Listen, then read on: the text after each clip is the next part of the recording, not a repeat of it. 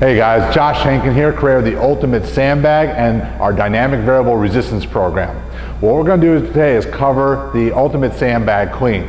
Now, sandbag cleans have sort of gotten a bad reputation because when people think of sandbag training, they don't put a lot of forethought into the technique that they're using. Using our Ultimate Sandbag, we have very specific recommendations to be done when we're actually doing the cleans with the Ultimate Sandbag, depending upon what your goal is and the size of the bag that you're using.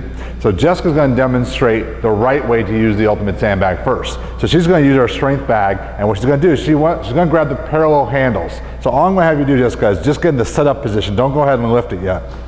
The reason that we use the parallel handles is it allows her to set up her upper back. She's able to rotate the shoulders down and back, which gets her thoracic spine to work with her lumbar spine. So when she goes to lift, she doesn't round her low back. If she flips the bag over, and this is a very common mistake people make, and they use these handles, it's harder to get the shoulders in proper alignment because the bag is not like a bar and doesn't go up the body the same manner, that you can lose tension in the upper back, which causes rounding in the lower back. So let me show you what a couple good repetitions look like with the Ultimate Sandbag. Very nice. And breathe, Jessica, nice. So Jessica has suffered 5 disc herniations, so you can see how important it is to have proper technique in these lifts. If done properly, you really stimulate the hamstrings and the glutes, and you work the trunk in a really good manner without injuring it. Now, you saw that she cleaned the bag, and when you're just doing cleans, you can go right to the Zercher position, which is right in the crooks of the arm. However, if you're going to press the weight, the clean has to be very specific and go right up the body to shoot the hands underneath the bag. You never want to press the bag from the Zercher position. So Jessica, show a couple Zercher positions.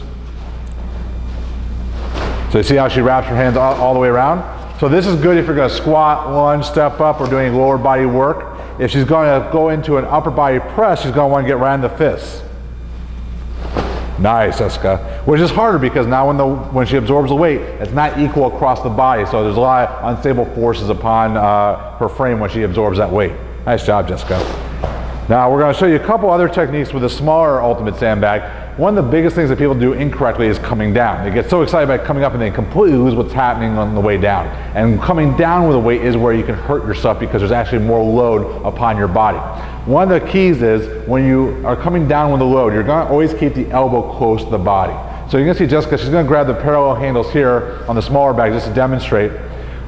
Let's turn you to the side a little bit, Jessica. When she keeps the elbows close to the body, especially on the way down, look how the weight stays in line with her frame.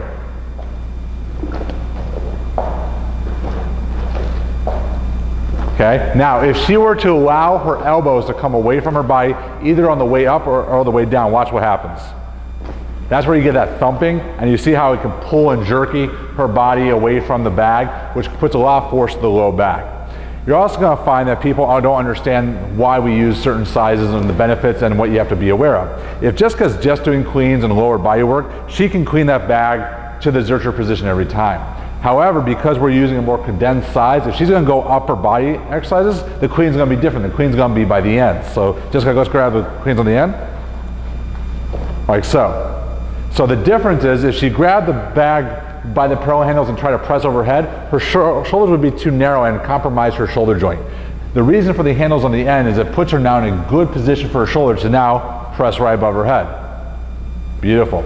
So some people go, well, that's not a true clean, but it actually is, because a clean only refers to actually bring the weight from the ground to the shoulders in one clean motion, hence the name. Now, one other thing we want to watch out for is you can definitely do cleans by the end flaps on the bag. Jessica, show about how to roll them up.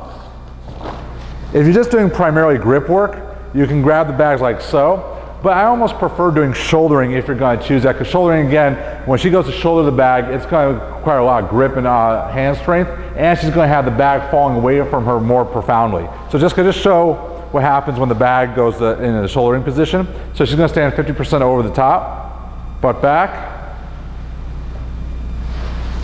and again, one clean motion. So you never want to stop at hinge. Now, she's going to keep the bag close to her body, her elbows close, dip, and bring the bag back down.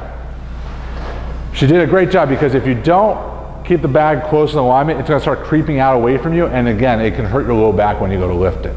Now, one of the best benefits in doing the Ultimate Sandbag versus kettlebells or barbells is that when you go to pull the weight, the bag sinks away from you.